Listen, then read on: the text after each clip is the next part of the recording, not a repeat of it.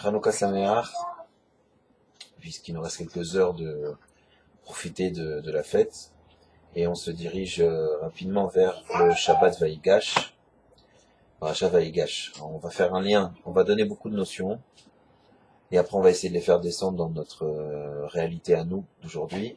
Cette rencontre Vaïgash, cette rencontre entre Yosef et Yehuda, elle est une rencontre qui cache en réalité une séparation des conflits qui existent au sein du Ham Israël, au sein de chaque juif, entre deux dimensions que plus tard on appellera Mashiach ben Yosef, Mashiach ben David, deux étapes de personnalité, de façon de voir la vie, de façon de faire son rôle. D'abord et avant tout, il faut comprendre que cette rencontre-là, c'est un début de Géoula, puisque la Galoute, elle vient du fait que justement ces deux dimensions, Yosef d'un côté et Yehuda de l'autre, qu'on va appeler plus tard Yehuda, c'est David Ameler, les deux sont Chai, Yosef il est Chai, David il est Chai, mais le fait que les deux ne se rencontrent pas, ne s'acceptent pas, ça donne l'état de Galoute. Alors qu'est-ce que ça veut dire Yosef et Yehuda ou Yosef et David? C'est comme ça. Yosef, c'est le monde dévoilé, le monde matériel. Yosef, c'est celui qui va travailler dans les limites du monde, dans Mitzrayim, dans l'Égypte. Mitzrayim, c'est la chambre limite. Donc Yosef, il sait faire ça, il n'a pas peur de ça, et son rôle à Yosef, c'est de travailler dans les limites, dans le monde de la matière, dans le monde dévoilé. Il amène la Parnassa, et son système à lui, c'est un système qui est énormément lié à l'individualité. Il est seul. D'ailleurs, il n'est pas un roi, parce qu'un roi, il a un rapport avec le peuple. Il n'est pas un roi, il est un chef, un dirigeant. Donc dans Yosef, dans ce qu'on pourrait dire la partie de Yosef qui nous concerne, c'est une partie où Yosef, chez nous, il représente le monde matériel, notre capacité à nous regarder. Le Icar, c'est nous, c'est notre personnalité, c'est notre individu, et tout le reste, c'est des moyens, comme par exemple les démocraties ou les sociétés libérales, etc. En réalité, le principal, c'est la personne, et on met tout un système en place pour lui. Donc on a chez nous une partie où on a des forces pour être un Yosef, c'est-à-dire quelqu'un qui est dans la matière, qui sait travailler dans la nature des choses, dans la limite des choses, et qui, grâce à ça, trouve un épanouissement personnel. Ça, c'est Yosef. D'accord? Et il y a une deuxième, et on peut même dire que Yosef, c'est un peu donc le monde matériel, pas forcément, parce que Yosef, il a appelé Yosef Hatzadik, c'est-à-dire c'est pas non plus un businessman qui est devenu grec, mais il y a cette notion du monde matériel, d'être cholette sur les choses matérielles. Alors que chez Yehuda, on a une conception complètement différente. Yehuda, c'est la malchoute, c'est un roi parce qu'il y a un peuple, donc tout d'un coup, même le roi, il sert à rien s'il n'y a pas de peuple. Donc là, il n'y a plus d'individualité, on ne parle que de la collectivité, que du klal, que du ham en entier. Et chez Yehuda, c'est la dimension évidemment spirituelle. D'ailleurs, c'est pour ça qu'il est envoyé en Égypte avant Yaakov pour créer des Beth Midrash là-bas. Donc c'est la partie spirituelle complète et qui prend le dessus. Ça c'est Yehuda. Et Yehuda évidemment c'est la surnature. C'est le Ham Israël dans la yeshiva, tranquille, à étudier, à ne toucher à rien, etc. Maintenant, on voit bien qu'en réalité, les deux dimensions, les deux facettes, elles ont besoin l'une de l'autre, et plus que ça, c'est plus qu'elles ont besoin l'une de l'autre, c'est qu'elles sont obligées de se rencontrer et de s'accepter pour en réalité faire ce qu'on appelle, dans le jargon chassidi, dira betartonim, c'est-à-dire en fait faire régner Dieu dans ce monde, puisque un juif, il est autant matière qu'il est spirituel, il est autant un corps qu'il a une neshama, et ainsi de suite. Donc, ce combat-là, cette rencontre qui est difficile, c'est une rencontre en réalité que nous on vit tous les jours. On a toujours en nous un petit Yosef qui nous dit de penser à notre tronche, même si c'est positif, hein, c'est pas pour dire négatif, mais qui regarde les choses pour lui et qui a un rapport avec les choses de façon naturelle. Il faut qu'il y ait un ordre, il faut qu'il y ait un travail, et ainsi de suite, et ainsi de suite. Et puis il y a Yehuda qui est Akol minashamaim, tout est un klal, tout est une généralité, etc., etc. Donc, cette chose-là, ces deux dimensions-là dans nos vies, il faut savoir les faire se rencontrer, vaïgash, et il faut savoir que cette rencontre, elle est l'issue de notre réel épanouissement à nous, en tant qu'individualité, mais notre individualité, elle n'a de résonance que dans la compréhension qu'on fait partie d'un peuple.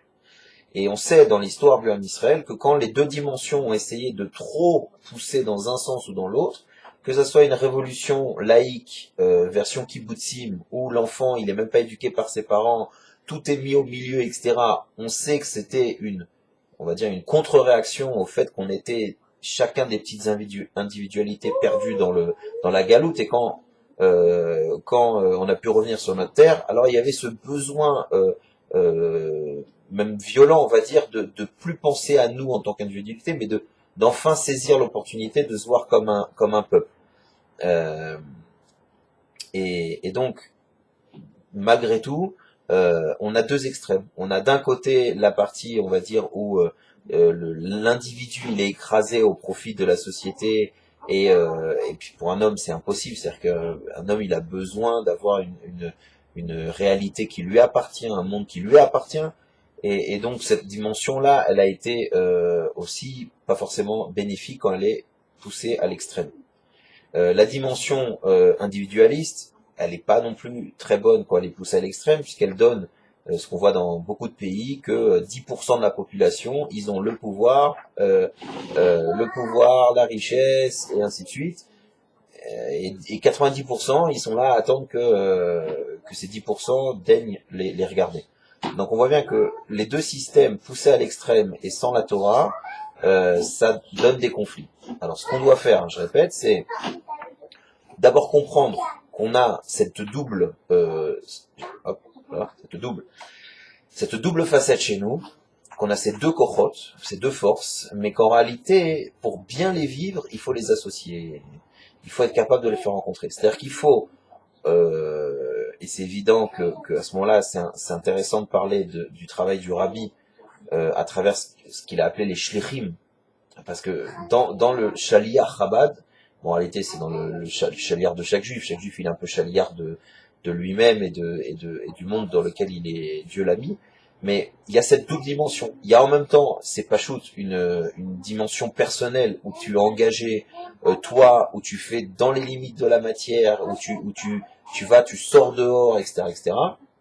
Et il y a en même temps la dimension que tu fais ça complètement pour la grandeur du peuple, pour les bienfaits du klal, du Ham Israël, et qu'il est évident que si ça ne tenait qu'à ton intérêt personnel, tu aurais arrêté depuis longtemps. Donc, on voit bien que dans la shlichut, il y a cette espèce de double dimension, une dimension où tu as un rôle et tu es important et tu agis, et une dimension en réalité, cette chose-là, elle n'est valable et elle n'a d'intérêt que si elle influe le monde entier et que tout le monde, le klal, les autres en profitent. Et ça, c'est aussi très important, évidemment, c'est un lien avec Hanouka, c'est que dans Hanouka, il y a cette dimension-là, il y a ces deux dimensions-là qui se rencontrent. La dimension de cette bougie, qui est la nature et le travail normal, et la huitième, qui montre la surnature et la possibilité du Ham Israël d'être un miracle. Donc, on a dans le Ham Israël et en nous ces deux forces. Il faut savoir se faire rencontrer, ces deux forces, faire un équilibre. Et c'est pour ça d'ailleurs, et c'est un peu triste on va dire, parce que c'est malvenu, de voir qu'en Israël en ce moment, il y a énormément. On fait beaucoup de bruit, on va dire, on fait beaucoup de bruit de soi-disant l'exclusion des femmes, et puis cette poignée de écrits dans tous les journaux des ultra-orthodoxes. Je sais pas ce qu'ils ont d'orthodoxe, je sais ce qu'ils ont d'ultra, ça c'est sûr. Mais on fait un gros zoom et beaucoup de bruit sur ces choses-là, parce qu'en réalité, cet événement, il est à l'échelle du Ham Israël complètement pas important et une minorité, et il reflète en rien la réalité yom-yom de chaque jour du Ham Israël, qui soit en Chutz La'aretz ou en Eretz Israël. Mais malgré tout, pourquoi elle fait parler d'elle? Parce que elle réveille cette confrontation-là. Elle réveille cette non-acceptation de l'autre. Elle réveille ce manque de compréhension que ton individualité, elle peut pas écraser le monde du klal, et que le klal, il peut pas écraser l'individualité. Évidemment, ça cache aussi derrière une fausse guerre entre ce qu'on appellerait le laïque et le religieux. Or là aussi, euh, quand on essaye de, de, de confronter des notions comme ça, hélas, la preuve est que souvent ça crée beaucoup de bruit, beaucoup de choses qui sont pas très cachères, et donc c'est l'inverse de ce qu'on devrait faire pour avoir la galoute. Alors évidemment, bon, au Hachem, on est parachat Vaïgash, alors c'est normal que toutes ces histoires elles fassent du bruit, parce qu'en réalité la rencontre entre Yosef et Yehuda, puisqu'on est encore en galoute, en exil, la rencontre n'est pas encore parfaite, et chacun essaye de défendre son morceau de viande, et des fois en écrasant l'autre. Donc c'est normal que ça se réveille maintenant. Maintenant, ce qu'il faut faire, à mon avis, c'est mettre toutes ces petites histoires de côté qui représentent, je vous dis, vraiment une minorité et qui permet en fait à chaque camp, que ce soit le camp des soi-disant religieux ou le camp des soi-disant laïcs, ou le camp de ceux qui protègent la Torah et le camp de ceux qui protègent les juifs comme ils veulent et là où ils veulent être. Bon, mais ça en fait, ça permet aux deux camps d'essayer un peu plus de se séparer. Or, de séparer, de voir des oppositions, de voir des conflits, de voir une incapacité, une incompatibilité. En réalité, vous prenez tout ça, vous jetez à la poubelle, vous laissez ceux qui ne veulent pas faire avancer l'union et la hardoute de côté, parce que nous, on a une course, une course rapide vers la Géoula à faire, et donc toutes ces choses-là qui ne font que relever nos anciens problèmes ou essayer de réveiller nos problèmes, on va surtout les mettre de côté et nous se concentrer sur, au contraire, faire la hardoute entre le monde matériel, le monde spirituel, donc dans nos vies, faire un équilibre entre mon côté individualiste, je dois me créer, je dois me construire, et puis en même temps, je dois avoir une influence sur les autres, je dois m'occuper des autres, je dois des fois même m'annuler pour les autres, que ce soit ma famille, etc., etc. Et la même chose, il y a un monde spirituel qui est extraordinaire, mais en kemach, en Torah, t'as pas à manger, t'as pas de Torah, donc il y a aussi un travail à faire au niveau du monde matériel. Donc en réalité, on comprend bien que la Géoula, elle va venir de notre capacité à faire un équilibre intelligent entre nos forces, et cet équilibre-là, c'est la Géoula. Et Baruch Hashem, Akadosh Baruch Hu ne nous demande pas de régler les problèmes, il nous demande d'être conscient des différences, et de savoir travailler avec les forces de chacun en équilibre, en shoot-à-foot. Et quand Dieu y voit qu'on essaye de faire un effort entre notre corps et notre neshama, entre notre monde matériel et notre monde spirituel, entre notre envie de prier, notre envie d'aller travailler, entre eux, etc., etc., quand il sent et il voit qu'on fait un effort, qu'on essaye de coller Yosef et Yehuda pour se libérer, pour libérer toutes les forces qu'on doit libérer, alors on a une assurance, et on le voit bien, que lui, il nous ouvre, il nous ouvre les portes mamash, et de la réalité matérielle, et de la réussite matérielle, et de la réussite spirituelle, et du fait qu'on est capable de s'épanouir en tant que personne avec nos forces, et en même temps qu'on est capable de se sentir concerné par tout le peuple. Et donc cette force-là, elle est en route, elle a été évidemment depuis des années travaillée, au point qu'aujourd'hui, même les goïms reconnaissent qu'un juif, ben c'est un juif, Eretz Israël, qu'on le veut petit, qu'on le veut grand, qu'on le veut découpé, qu'on le veut avec des Palestiniens sur les Palestiniens, hein, c'est le pays du Ham Israël. Et toutes ces choses-là, toutes ces vérités qui sont en réalité des vérités que nous, des fois, l'Ham Israël, on n'arrive pas on essaye de cacher, en réalité, elles avancent et elles se dévoilent de plus en plus. Donc la bonne nouvelle, c'est que la réalité est en train de se dévoiler, que nous-mêmes, à chaque fois qu'on fait un travail d'équilibre dans ces deux dimensions, on accélère la Géoula, on accélère notre épanouissement personnel et l'épanouissement de tout l'Am Israël en entier. Et donc c'est vraiment un beau travail. Et c'est pour ça aussi que j'encourage chacun de nous, là où on se trouve, à bien équilibrer les choses.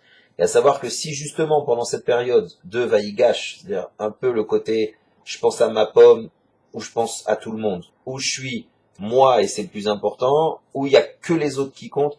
Donc dans tous ces trucs-là, c'est évident que ça doit s'habiller, si vous faites attention, ça doit s'habiller en ce moment dans vos vies, dans nos vies et dans la mienne évidemment aussi. Ça doit s'habiller, mais c'est pour faire quoi? Ben pour pas faire ce qu'on voit à la télé, c'est des manifestations, des coups et des choses qui ne sont pas riouvi, qui ne sont pas bonnes, mais au contraire, faire en sorte de calmer, de rapprocher ces deux dimensions et d'en faire une dimension pleine. En tout cas, essayez, tendre vers ça. Et donc, c'est ce que je vous souhaite, c'est ce que je nous souhaite, de réussir à faire les contraires. Et si évidemment, dans cette période-là, vous entendez autour de vous que y a des conflits, etc., regardez, parce que des fois le conflit il est bénéfique. Des fois la rencontre qui a frisé Yosef et Yehuda, ça a failli se terminer en guerre. Bah, malgré tout, cette rencontre, en réalité, elle a permis des très bonnes choses. Donc si vous entendez ou vous ressentez autour de vous cette espèce de tension, eh ben, transformez-la en lumière, c'est le but de Hanouka. Ne tombez pas dans les pièges d'essayer d'aller d'une extrême ou à l'autre extrême. Et au contraire, cette rencontre-là, elle est faite pour dévoiler la vraie unité du Ham Israël. Et c'est une très bonne chose. Évidemment, l'unité du Ham Israël, elle passe chacun de nous dans la compréhension que on a peut-être pris des chemins qui n'étaient pas bons, et que si maintenant Dieu il nous ouvre une petite porte, qui des fois nous paraît être une guerre, c'est sûrement, si on sait la saisir, une façon de se libérer et de dévoiler des forces, et de dévoiler un shalom dans lequel on sera encore plus fort et encore plus bénéfique. Je pense évidemment à la possibilité d'arranger, d'arranger nos vies, de les rendre meilleures.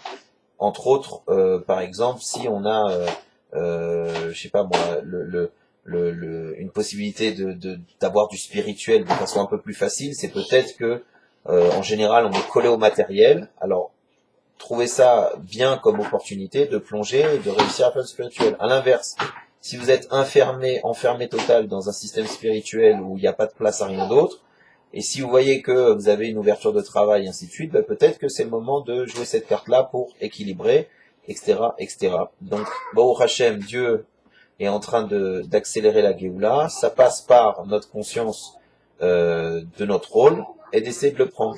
Et évidemment, je souhaite à tout le monde d'y arriver, d'être à sa place et de savoir que le renforcement de ce travail-là, il est une des solutions pour faire venir la Géoula. Voilà, c'était un cours un peu plus théorique, un peu plus difficile peut-être que les autres, mais c'est des notions tellement importantes en réalité et qu'il faut passer. Il faut passer par ce genre de shiurim où on comprend en réalité que peut-être moins de choses sur nous, mais bon, bah, au Hachem, il suffit de prendre les notions, de les faire descendre après dans notre quotidien, et celui qui cherche avec honnêteté à s'arranger, il trouvera exactement le bon équilibre à faire, et il le fera bien.